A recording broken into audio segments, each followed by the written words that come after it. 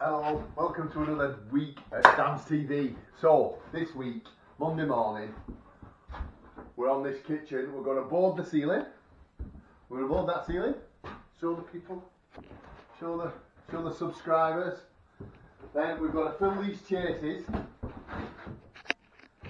with probably bonding coat.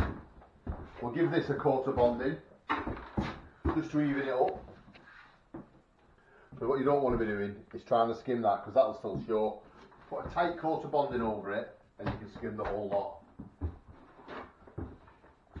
Sort that mess out from that mess.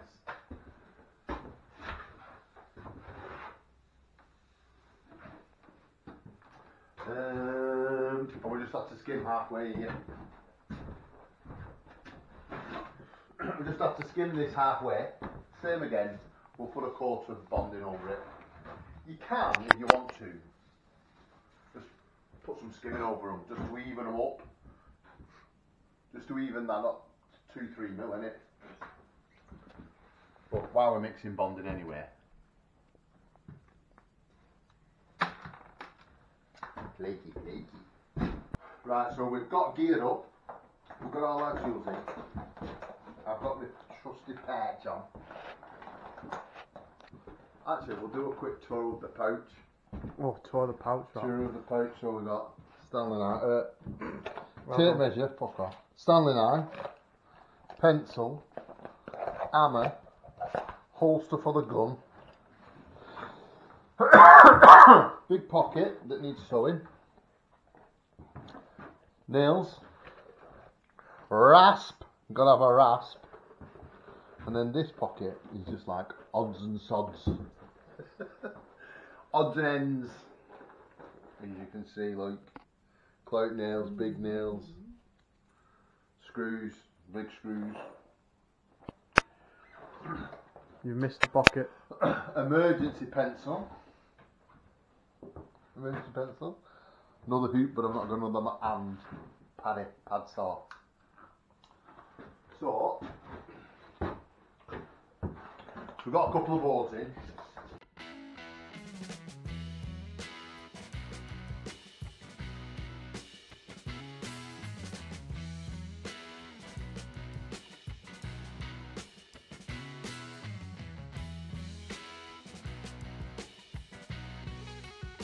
We measure to halfway, which is 2 or 5.5.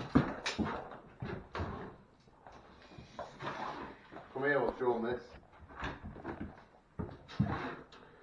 Right, 2 or 5.5. So then, put on the mark, kink it, and what you're doing is you're grabbing the blade like that against, and then the other end, from the other end, you put your finger against it and grab the tape, and then go down parallel, try and keep them parallel all the way. Come up.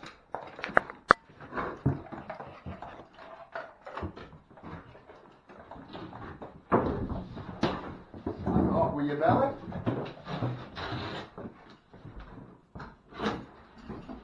And that's how you put the plasterboard. I'm going to have to ring the electrician to see if they're being tucked up or pulled through. So, cut. So just a recap, we've done all the boarding, we've boarded the ceiling, we've boarded that ceiling, we've filled all the chasings and prepped the walls. All we're going to do tomorrow is stick this head on. I've no board adhesive with me, so dab that board on there, bead up, scrim, we can start skimming. With fibre tape, we nail the beads on. Show the beads. We've unibonded absolutely everything. We've got to mix soaking.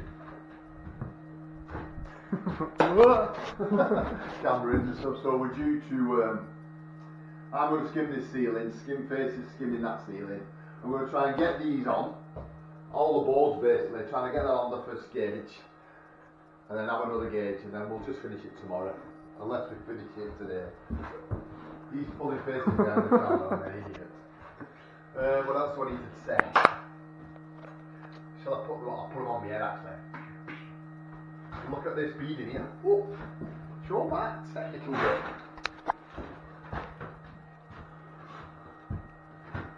That's some good beading, is that? Show them that dip there. Oh, that's bad. So look at that, the dip there, the ceiling. That joist is lower than all the others, but I don't really work that way actually. So I'm going to have to come from that wall. It dips up here and down there, so it's going to be fun. It's going to be a fun gauge.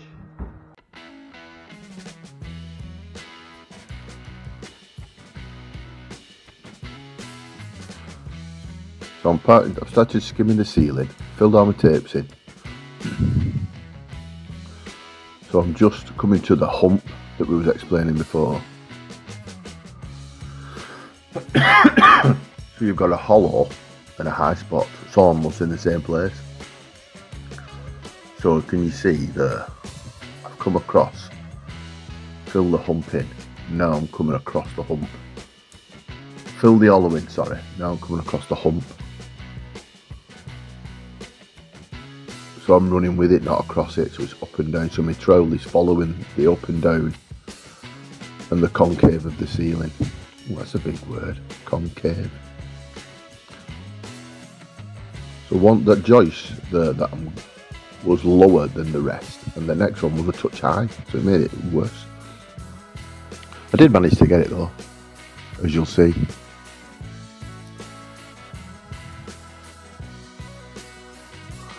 But if you ever get anything like that, you've just got to work with it.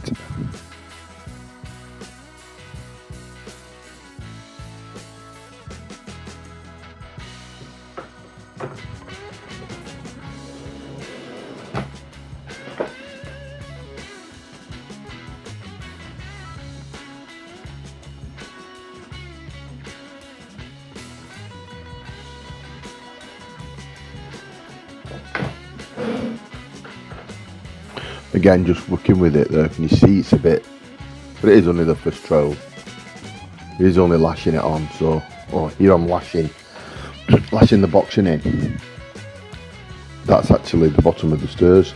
In these particular houses, I grew up next door to this house. That's where my mum still lives. Mum still lives next door, so we had plenty of brews on this job. But the stairs go up. And then there's a square landing and then 2 more steps up to the actual upstairs. And that's what this boxing is. It's like the bottom half of the stairs, so you can't get rid of it, nothing you can do.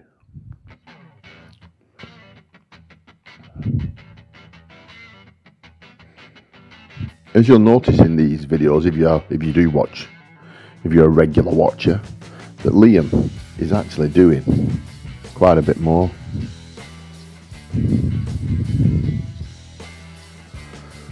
I suppose it's nice to watch him progress from, you know, maybe when I first started doing these 3 months ago, he weren't really doing full ceilings himself. I wouldn't trust him to do full ceilings himself. But he's actually doing the dining room ceiling, which is good for my shoulder. I don't have to do it.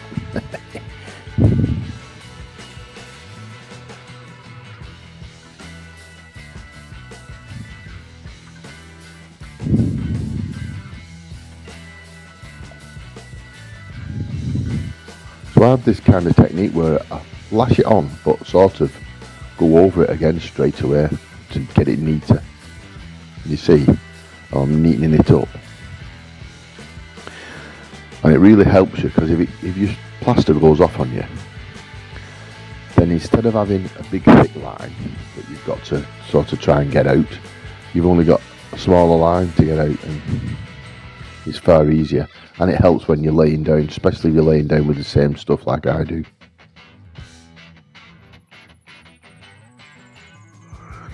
And some plasterers just lash it on as quick as they can so it's on, and then they lay it down and sort it out that way.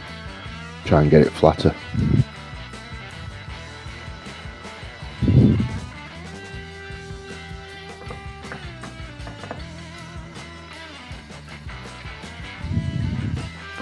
So this is me actually now laying down second coating, whichever you want to call it, over the bump.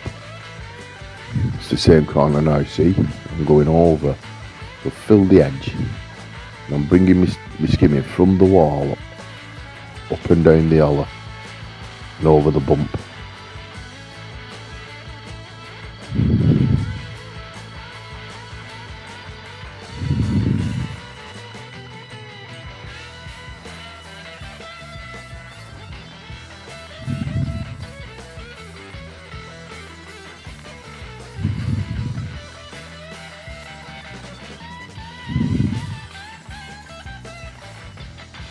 And the bump's less at this point here.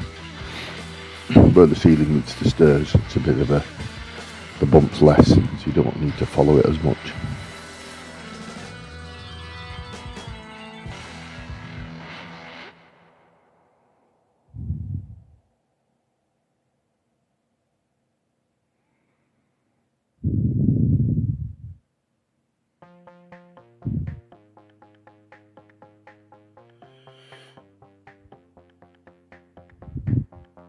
Second coating the boxing in.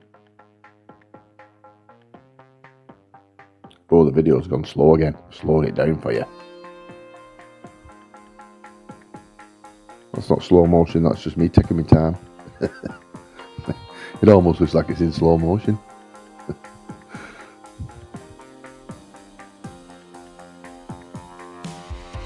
Quite awkward space to get into, especially with the boiler being there. Flipping boiler.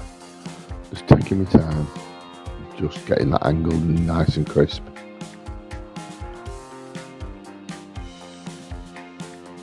Could do with cleaning my trowel really. Well, that's the first gauge finished. All on, all laid down and all knellered. I managed to get the reveals on. I'll pick that head up next time. I think I'm going to skim that wall and maybe round there, get them reveals on. Got a bit of arching round in between there. And I think skim face, which he's done this ceiling here, needs to neller it yet when he's finished eating. I'm going to flipping move on. Hey, language. So he's doing good, he's done alright the lad. I managed to get under there on and this boxing in on. Pick some bits up. So second gauge now.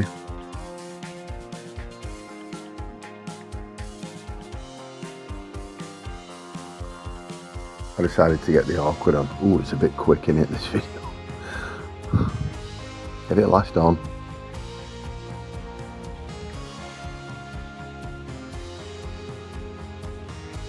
A bit conscious about the length of the video, I think. So I sped it up a bit too much there. Can't really see what I'm doing.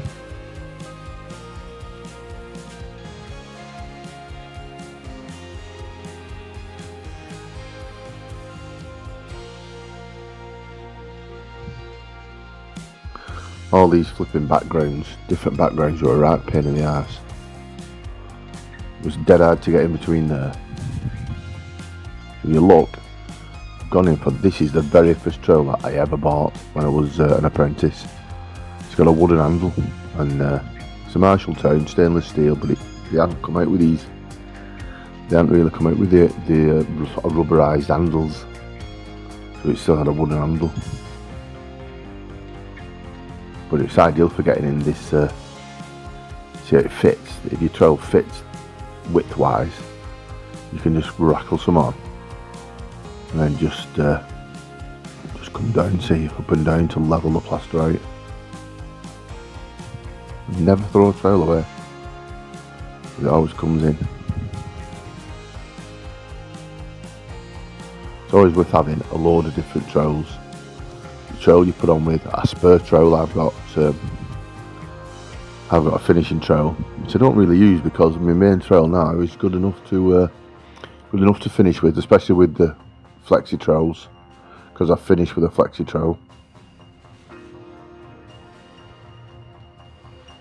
And I brought, that trowel was a Marshalltown pre-broke in, so it's just slightly worn in for you. So it doesn't take long to break it in. Oh way up, there's Mother Dearest with a brew.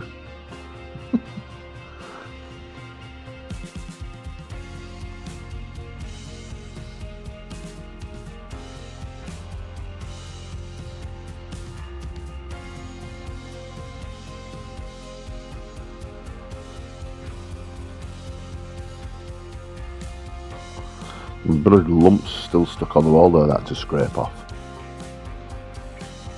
Oh, it's a bit too fast. Sorry, it is too fast.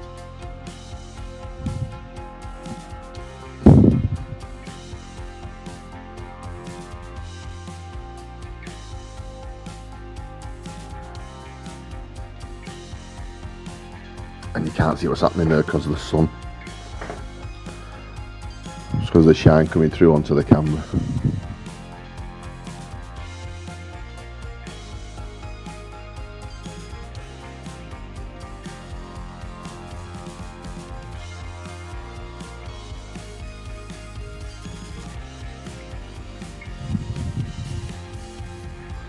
The electrician on this job have actually done a really good idea. I've seen them before, not a lot of people use them, but they're like an extended back box, so you can't really see it. I should have showed you really on the video. So you take the socket off, you put this back box on, and you screw the socket back on, and it extends the back box past the plaster line about 20mm. So you can actually just plaster around the socket. It's nice and neat. No danger of getting electrocuted. And then there's no bucket. There's no buckets. What's a bucket? There's no socket boxes to clean out because it's almost like a black box that protects the wires, and it's really good. Just cleaning off the plans for the kitchen there. I got a bit of skimming on them.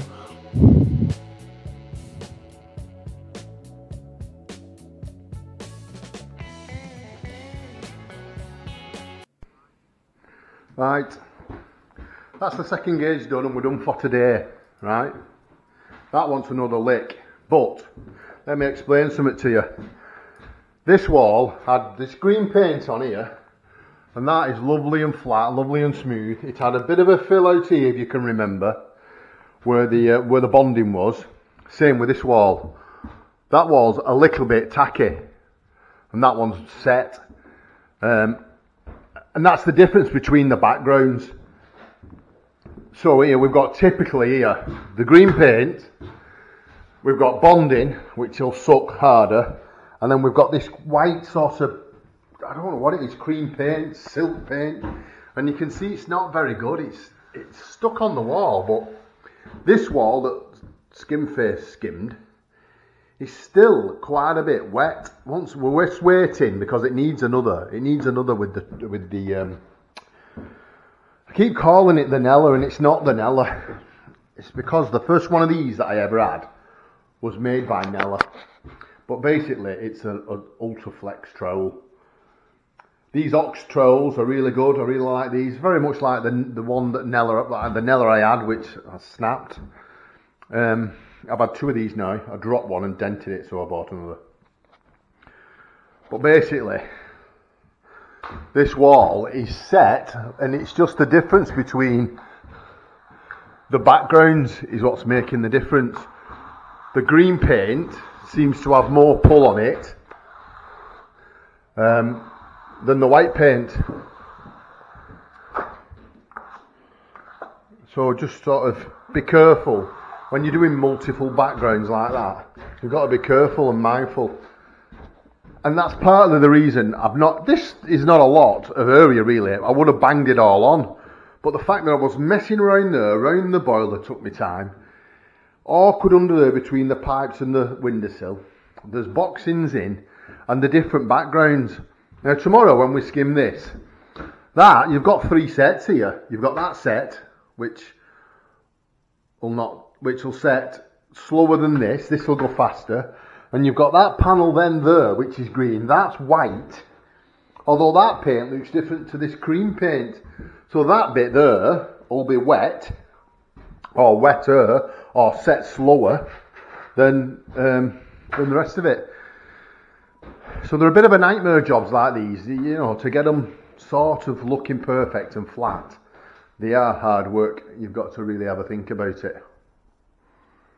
And just do the best you can. That's all you can do. I mean, the worst case scenario is that you just have to reskim it again. Just because you've put plaster on, then that will all suck at the same time now. Yeah, we're getting there. We're just nellering this last wall. Neller again, flipping heck. But I'm just going to keep calling it the Neller because I can't get out the habit. Used to have a guy on site and he used to shout his apprentice, "Carl, get the Neller! Get me the Neller!" Yeah. Oh.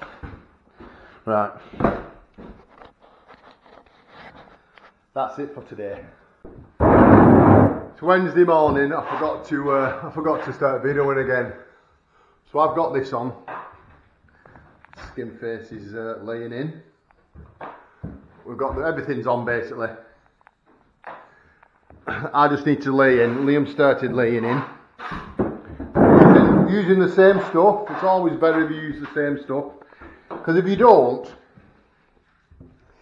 if you let it pick up and let it set there, all these lines will show through. That's why I always put it on neat. Liam's trying to put it on neat. He's only learning. He's still learning. I mean, I'd have flattened that off me, but it is an hard wall. It's all over. It's 4 different backgrounds. Get everywhere. Shut up, your face is not on it, morning git. It's got a lovely action.